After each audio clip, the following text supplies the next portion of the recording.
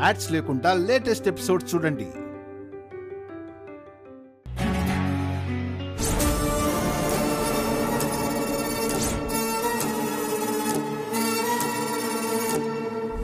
లక్ష్మి, ఎన్ని రోజులైంది నిన్ను చూసి. నీకు దూరంగా ఉన్నన్ని రోజులు నీ మీద ఇంకా మోజు పెరిగిపోయింది. ఎలాగైనా నా సొంతం చేసుకొని తీరుతాను.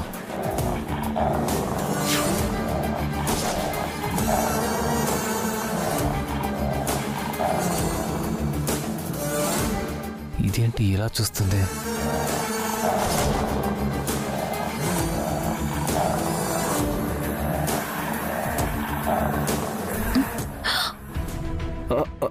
Gas madam. కనీసం కాలింగ్ బెల్ కూడా కొట్టకుండా వచ్చేసావేంటి? అబ్బో, ఈ పల్లెటూరు దాని బుర్రలో ప్రశ్నలు బాగానే ఉన్నాయే. మిమ్మల్ని నేరుగా అలా వచ్చేసారేంటి? డోర్ తీస్తుందని నేరుగా వచ్చేసాను మేడం. సరే సరే, ఆ సిలిండర్ అక్కడ పెట్టండి. Okay madam.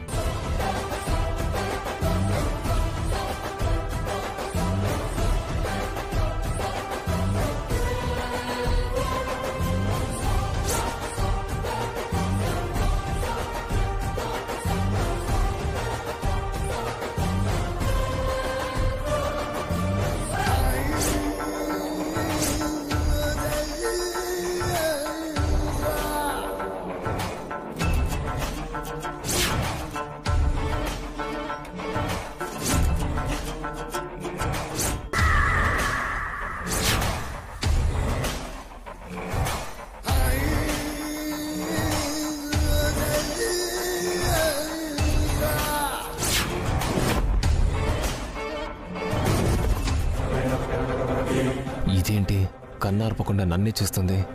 కరుస్తుందా ఏంటి?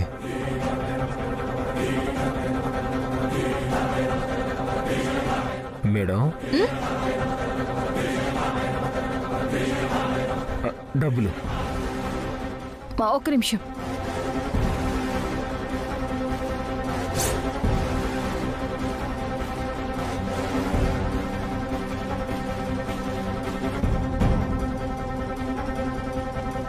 డబ్బులు తీసుకోండి.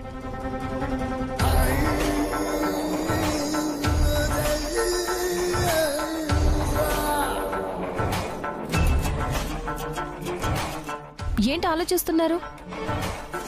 తీసుకోండి.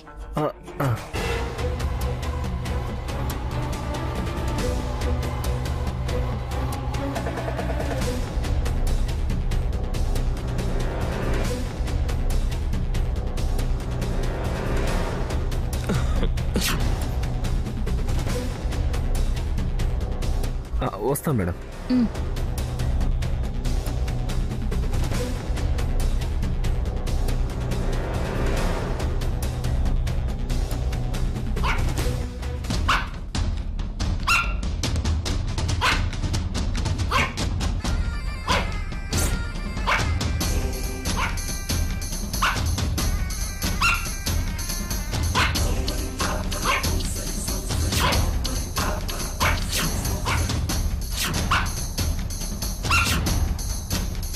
లడ్డు, అలా అరవకూడదు. ఊరుకో.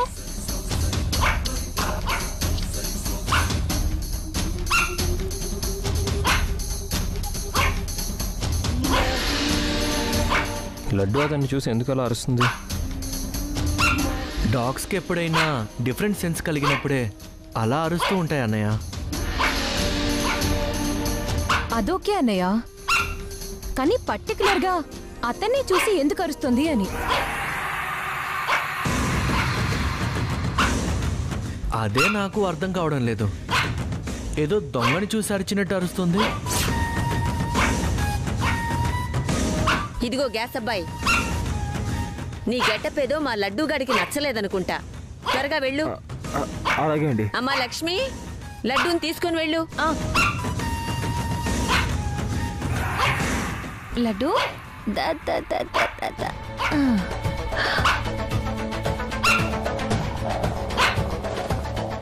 వాడు ఇంతకు ముందు దొంగతనాలు చేసేవాడేమో, అందుకే లడ్డూ వదలకుండా పట్టుకుంది. పాపం, ఆఖరికి వాణ్ణి దొంగని చేసేసావా? ఏమో, ఎవరికి తెలుసు. వివేక్, ఆఫీస్కి వెళ్దామా? నేను కాసేపాగా వస్తానన్నయ్య. ఈ బద్ధకం తగ్గించుకుంటే మంచిది. త్వరలో తగ్గిపోతుందిలే అన్నయ్య. సర్లే, నేను ఆఫీస్కి వెళ్ళొస్తాను. Lakshmi bye.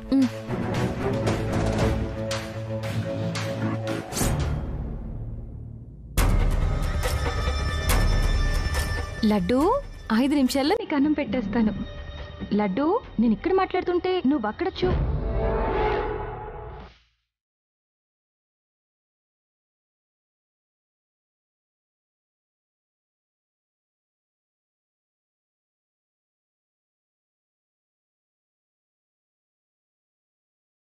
Hello Lakshmi darling, నేను జగదీష్ని.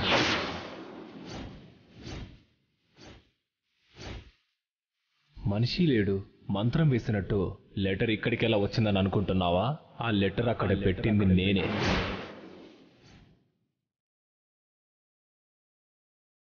ఇందాక గ్యాస్ డెలివరీ చేయడానికి వచ్చింది ఎవరో కాదు, నేనే. కాల్ చేసినప్పుడు క్యాజువల్గా అయినా ఫోన్ లిఫ్ట్ చేయడం లేదు కదా, అందుకే కాలింగ్ బెల్ కొట్టకుండా డైరెక్ట్గా నీ కాకిల్లోకి వాలిపోదామని వచ్చాను. అది కుదరలేదు. కానీ ఇప్పుడు మాత్రం నువ్వు ఖచ్చితంగా ఫోన్ చేయాలి, లేకపోతే మీ ఆయనకు నా వల్ల రాబోయే ప్రమాదం నీకు తెలియదు కదా.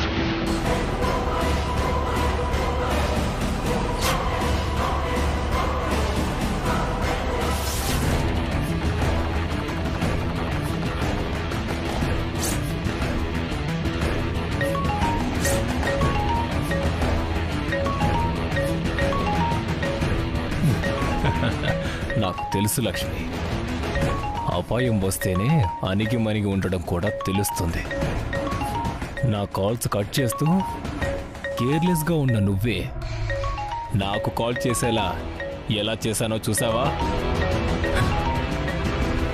హలో హలో జగదీష్, మా ఆయన్ని ఏం చేయబోతున్నావు? ఆయనకి ఏ హాని తలపెట్టబోతున్నావు? అయ్యో లక్ష్మి, బాధపడుతున్నావా? నేను కాల్ చేసినప్పుడే నువ్వు లిఫ్ట్ చేస్తుంటే ఎంత బాగుండేది.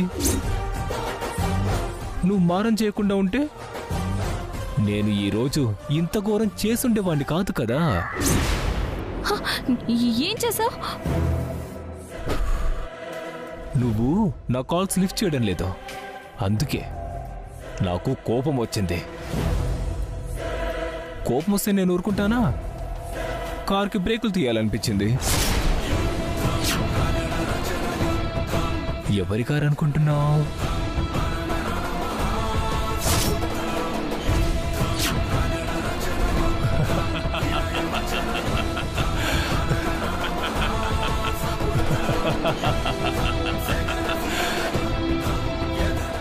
మీ ఆయన మిత్రానందన్ కారే.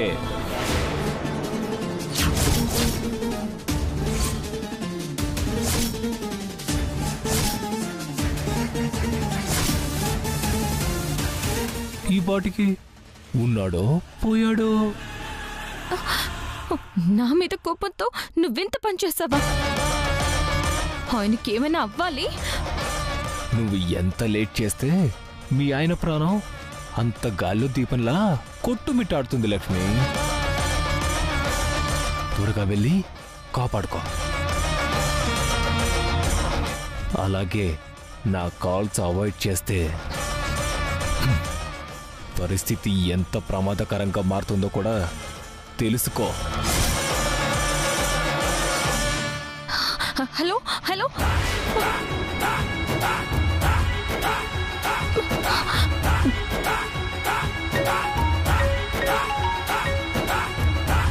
హలో హలో ఏమండి, నేను లక్ష్మిని మాట్లాడుతున్నాను. చెప్పు లక్ష్మి. అర్జెంటుగా కార్ ఆపండి. ఎందుకు లక్ష్మి? ఆపండి చెప్తాను. ఏమండి, కార్ ఆపారా? బ్రేక్లు పడట్లేదు లక్ష్మి. మీ లైవ్ లొకేషన్ పంపించండి. ఎందుకు? పంపించండి చెప్తాను.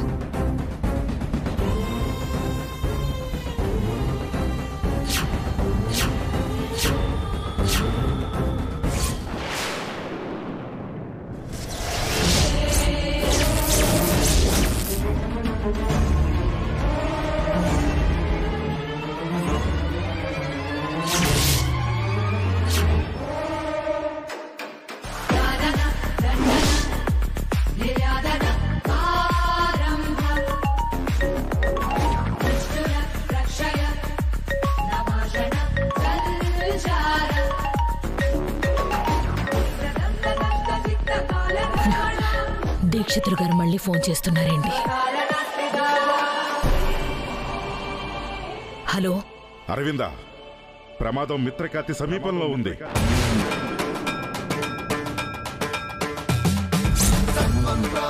ఏదో గండం మిత్రని మింగేయటానికి సిద్ధంగా ఉంది.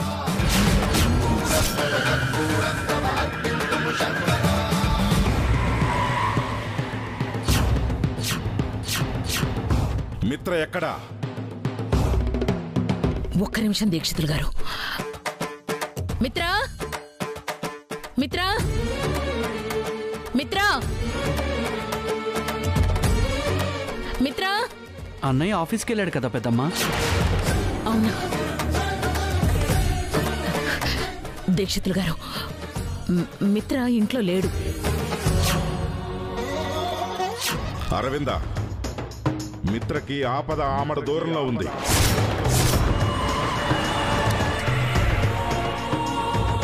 అశ్రద్ధ అజాగ్రత్త వద్దని చెప్పాను. ఎల్లవేళలా మిత్రలక్ష్మి ఒకే చోట ఉండేలా చూడమని చెప్పాను. గుర్తులేదా?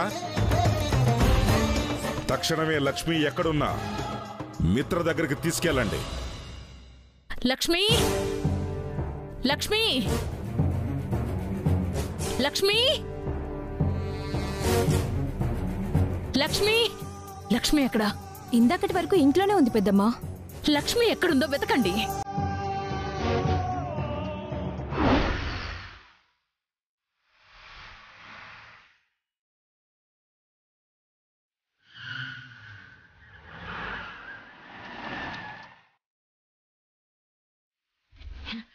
ఎక్కడుంది? కనిపించిందా? చూశాను, ఎక్కడ కనపడలేదు పెద్దమ్మా. పెద్దమ్మా, వదిన ఇంట్లో లేదు పెద్దమ్మా. ఎక్కడా లేదక్క. ఏమండి?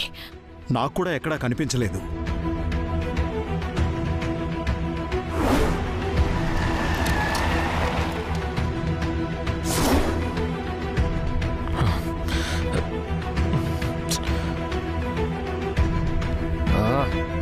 రే, ఫోన్ స్విచ్ ఆఫ్ అయిపోయిందే. షిట్.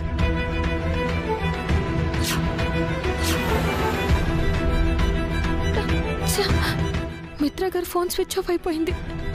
ఇప్పుడు ఆయన లైవ్ లొకేషన్ పనిచేయడం లేదు. ఆయన ఎక్కడున్నారని వెతకాలి. వివేక్, ఒకసారి మిత్రకు కాల్ చేయరా.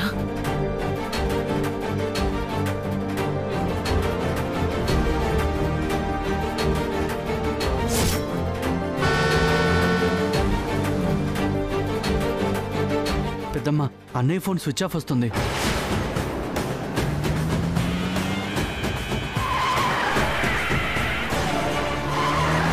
అయ్యో, ఎవరైనా ఏదైనా చెయ్యండి. మిత్ర ఎక్కడున్నాడో కనిపెట్టండి.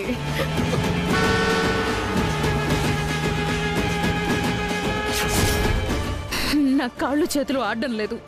ఏం చేయాలో అర్థం కావడం లేదు.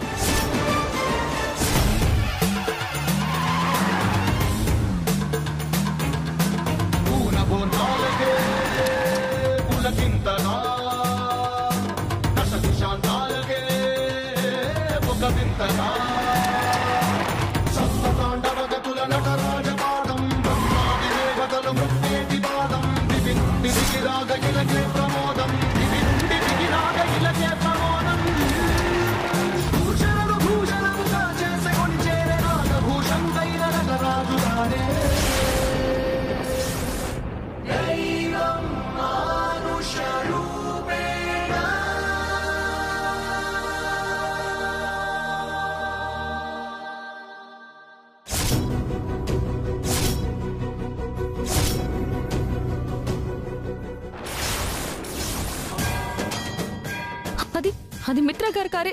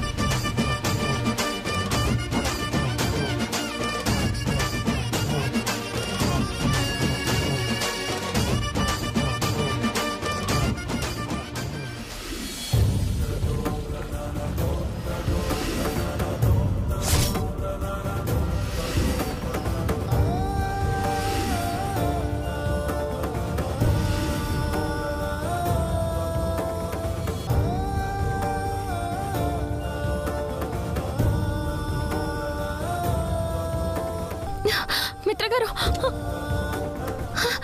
మిత్ర గారు,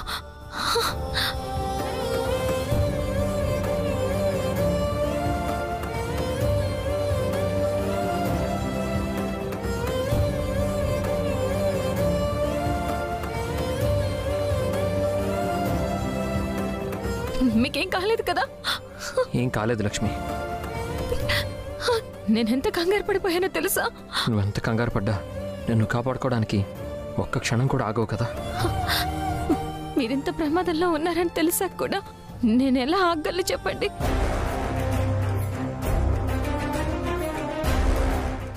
లక్ష్మి, నేను ఈ ప్రాబ్లంలో ఉన్నానని నీకెలా తెలిసింది?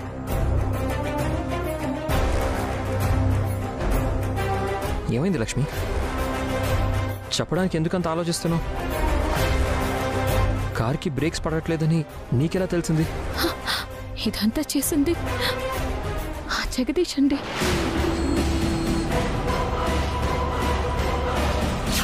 ఈరోజు నా పెళ్లి సార్. పెళ్ళేట్రా పెళ్ళి?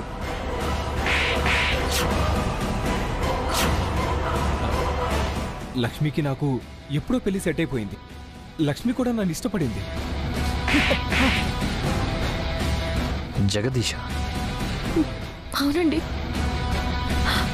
అసలు ఏం జరిగిందంటే, హలో జగదీష్ నా బంగారం, దయచేసి ఇంకెప్పుడు నాకు ఫోన్ చేయకు.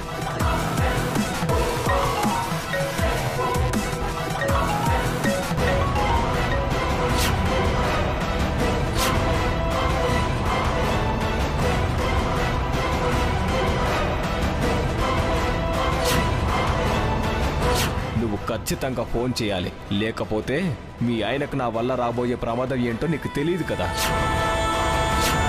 నువ్వు నా కాల్స్ లిఫ్ట్ చేయడం లేదు, అందుకే కార్కి బ్రేకులు తీయాలనిపించింది. అదండి జరిగింది. బ్లడీ బర్గర్ అంత పని చేస్తాడా? ఉండు, ఇప్పుడే వెళ్ళి వాడంతా చూస్తాను. మిత్ర గారు వద్దు, మిత్ర గారు వద్దు. మీకెదురయ్యే ప్రతి సంఘటన మిమ్మల్ని ఎలాంటి సమస్యలో పడేస్తుందోనని నాకు భయంగా ఉంది. మీరు వెళ్ళే ప్రతి దారి మీకెలాంటి ఆపద తెచ్చి పెడుతుందోనని చాలా కంగారుగా ఉంది. ఇప్పుడే ఒక గండం నుంచి బయటపడ్డారు, ఇంతలోనే మళ్ళీ ఆ జగదీష్ దగ్గరికి వెళ్ళి ఎలాంటి సమస్యల్లో ఇరుక్కుంటారోనని భయంగా ఉంది. నాకేం కాదు లక్ష్మి, నన్ను వెళ్ళనివ్వు. దయచేసి మీరు వెళ్ళొద్దండి. ఇంత జరిగాక కూడా నేను మిమ్మల్ని పంపలేను. ప్లీజ్ నా మాట వినండి. అసలే ఈ ఇంట్లో వాళ్ళు చాలా కంగారు పడుతున్నారు, ఫోన్ల మీద ఫోన్లు చేస్తున్నారు. మనం అర్జెంటుగా ఇంటికి వెళ్ళడం అవసరం.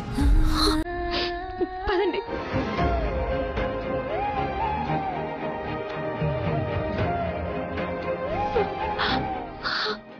దయచేసి నా మాట వినండి, ఇంటికి వెళ్దాం, పదండి.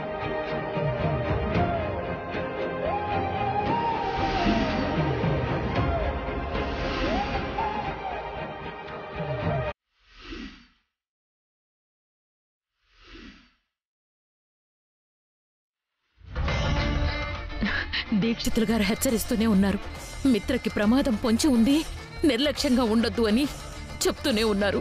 ఆయన మాటల్ని ఇంకొంచెం సీరియస్గా తీసుకోవాల్సింది. మిత్రని ఎక్కడికి వెళ్లకుండా ఇంట్లోనే ఉంచాల్సింది. ఇప్పుడు మిత్ర ఎక్కడున్నాడో, తనకేమైందో ఏమీ అర్థం కావడం లేదు. అరవిందా, దయచేసి నువ్వు టెన్షన్ పడకు. మిత్రకేమీ కాదు. ఏమీ కాదని స్థిమితంగా ఎలా ఉండమంటారండి? ఫోన్ చేస్తే పని చేయడం లేదు. ఇంకో పక్క లక్ష్మికి కాల్ చేస్తే తను అటెండ్ చేయడం లేదు. ఇవన్నీ ఏవో అపశకునల్లాగా అనిపిస్తున్నాయి. పెద్దమ్మా, నువ్వు కంగారు పడుకు. ఒకవేళ అన్నయ్య ఆఫీస్కి రీచ్ అయిపోయాడేమో. నేను ఆఫీస్కి కాల్ చేసి కనుక్కుంటాను.